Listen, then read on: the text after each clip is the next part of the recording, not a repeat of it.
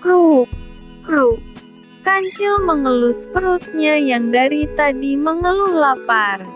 Dan tenggorokannya pun sangat kering. Hari amatlah panas. Kancil berjalan sendirian. Tadi dia memang bersama teman-temannya meninggalkan hutan kecil tempat tinggal mereka yang terbakar. Sekarang, teman-temannya sudah meninggalkannya. Kancil duduk bersandar karena matanya berkunang-kunang. Tiba-tiba ia melihat hamparan hijau. Ya, itu adalah ladang Patani, yang menanami ladangnya dengan ketimun. Air liur Kancil menetes. "Ah, aku akan memakan timun Patani," kata Kancil. "Kalau cuma makan sedikit pasti tidak apa-apa." Kancil menyusup lewat celah pagar ladang Patani dan mengunyah sebuah ketimun. Kres, segar sekali. Petik 2, satu lagi. Ah, lalu aku akan menyusul teman-teman. Kancil memetik satu lagi, memakannya. Satu lagi, sampai ia kekenyangan dan tertidur. Kancil terkejut karena hari sudah sore. Ia segera meninggalkan ladang itu. Saat tiba di ladang, Patani kaget melihat ketimunnya banyak yang hilang. Hanya tersisa sampah ujung ketimun. "Aduh, bagaimana ini?" keluh Patani. "Aku tidak jadi panen. Siapa yang berani mengambilnya?" "Ya," Bu Tani berkata, "kita takut-takuti dia dengan orang-orangan, Pak. Siapa tahu dia tidak berani datang lagi."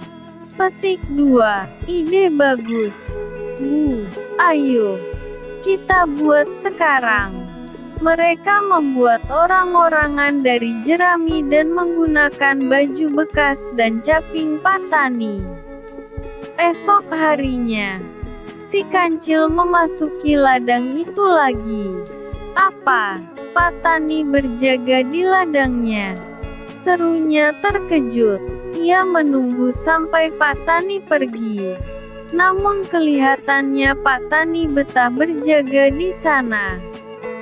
Tapi, mengapa Patani diam dan melotot terus seperti itu?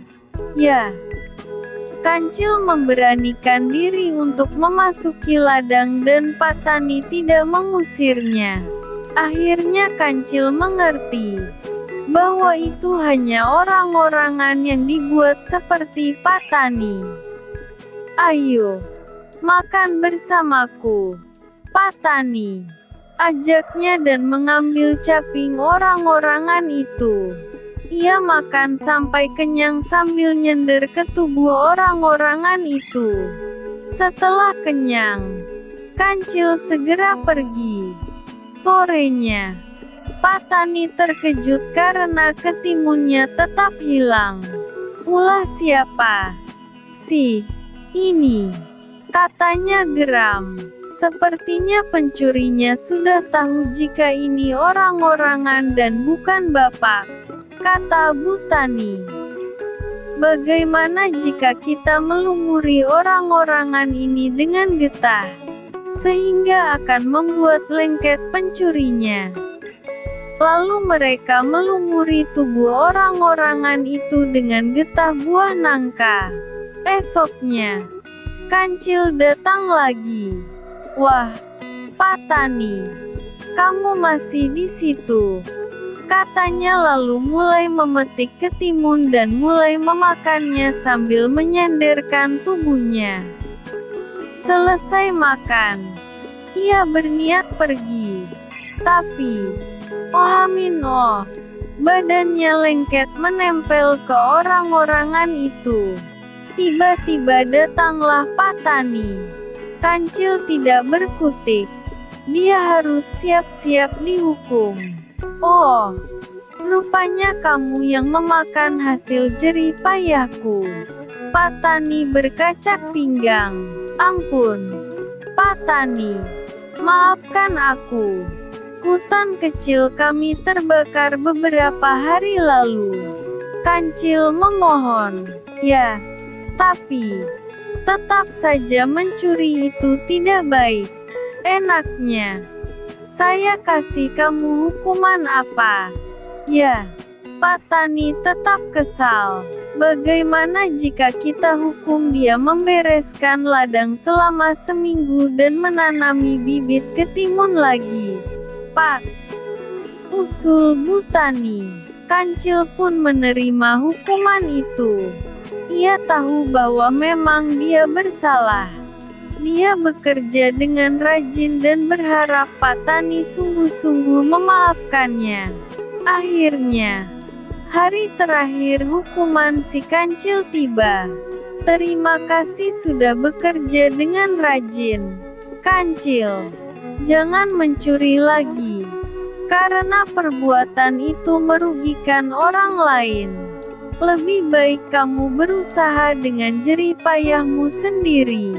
Ini bekal ketimun untukmu di hutan nanti, kata Pak Tani sambil menyerahkan sekarung ketimun.